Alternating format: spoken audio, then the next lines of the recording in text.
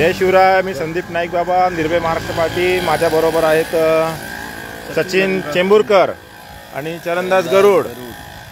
आम्ही काल पण सांगितलं होतं का बाबा हे साफ कधी होणार, उद्घाटन झालंय, असे लटकलेले आहेत ते झेंडू बुंडू फुलांचं वगैरे.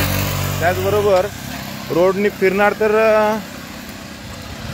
चॉकअप झालेले आहेत. म्हणजे हा जो दर्यामल ना, दर्यामल ते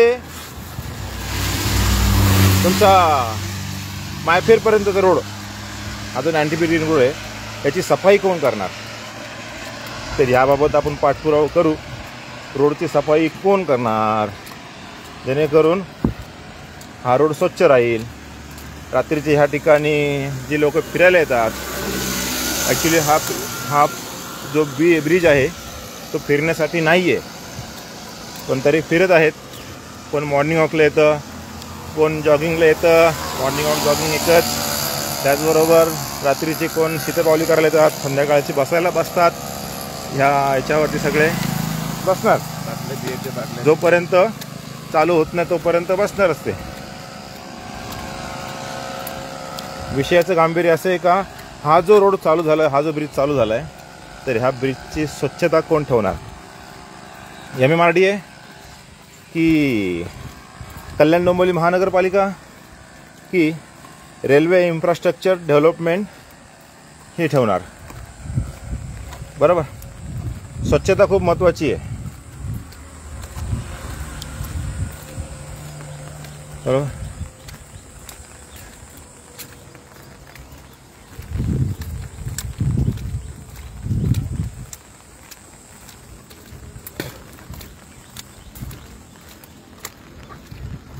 हा ढाळ आहे, याच्यामुळं कचरा दिसत नाही, पण वरती गेल्यानंतर कचरा अफाट आहे.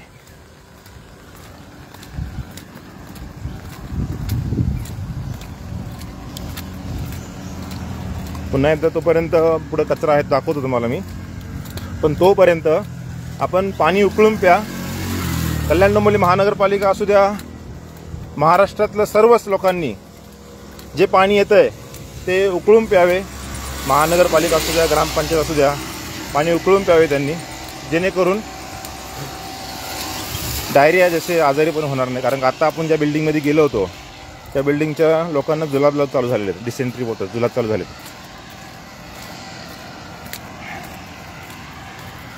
तर पाणी उकळून प्या. ॲक्वावरती माझा पूर्णपणे विश्वास नाही आहे.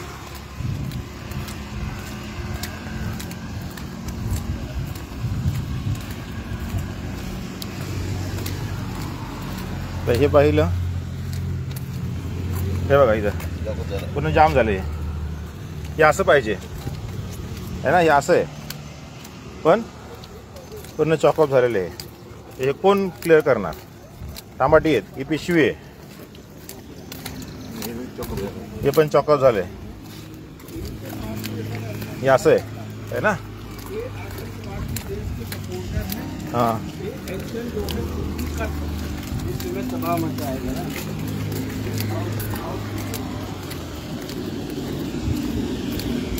म्हणजे दोन्ही बाजूनी काही चॉकअप झालेत, काही आहेत, काही ठिकाणी गवतं उगलेत.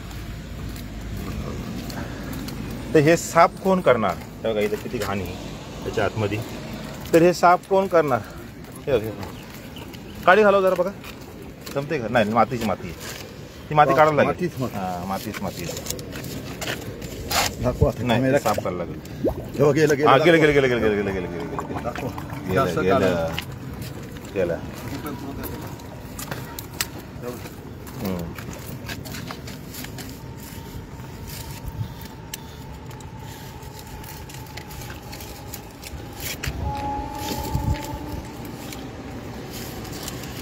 हां, तोच चालू करा. बघा हे आमचे सचिनजी आहेत, ते करतात आहेत ट्राय. केलं काय? चाललंय हे ना. काय काय सचिन भाऊ तिथं आहे? त्याच्या आतमध्ये वाटतं. हां, आणि वाळू आहे ना. हे जस्ट असून जस्ट सगळी बरोबर चालतंय. म्हणजे तुम्ही जो प्रयत्न करताय त्या प्रयत्न पण होत नाहीये. मग आपल्याला इथं टेक्निकली आणायला लागेल. हे बघा इकडे KDMC मधूनच किंवा महानगरपालिका किंवा रेल्वे इन्फ्रास्ट्रक्चर किंवा MMRDA कोण साफ करणार?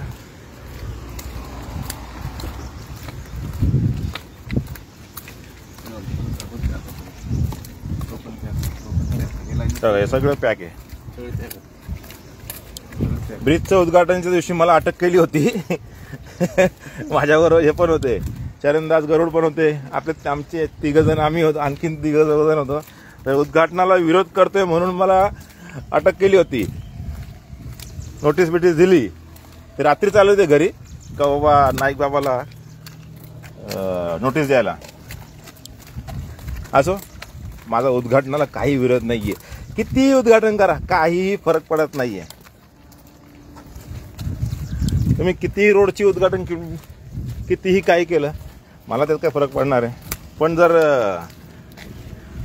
तुम्ही जर श्रेय घ्यायला शिकले, श्रेय घेताय, तर ज्याचं श्रेय तुम्ही घेताय ना त्याचा पाठपुरावा करून काम पण पूर्ण करून घ्या. माझ्याकडे लिस्ट आहे उद्घाटनाची. ग्रामस्थ बडबड करू राहते ज्यांनी ज्यांनी उद्घाटन केले ते. पाठपुरावा काहीही करत नाहीत, नुसते उद्घाटन करायचं, बॅनर लावायचं, हे करायचं ते करायचं. आता बॅनरला पैसा कोण देतो माहिती आहे काय? कॉन्ट्रॅक्टदार. आणि कॉन्ट्रॅक्टदारचं गणित मला सगळे कॉन्ट्रॅक्टदार भेटू राहिलेत. ते बोलतात नाही बाबा तुझं काम आहे पण आम्हाला प्रेशर खूप येतोय. हां हां अरे तो हा आहे ते, हे येते काय होतं त्याला, ते सिलेंडर आहे छोटा, लाईट पेटते बघ, हे बघ मागं फिर ना. हा ते बघ दाखव.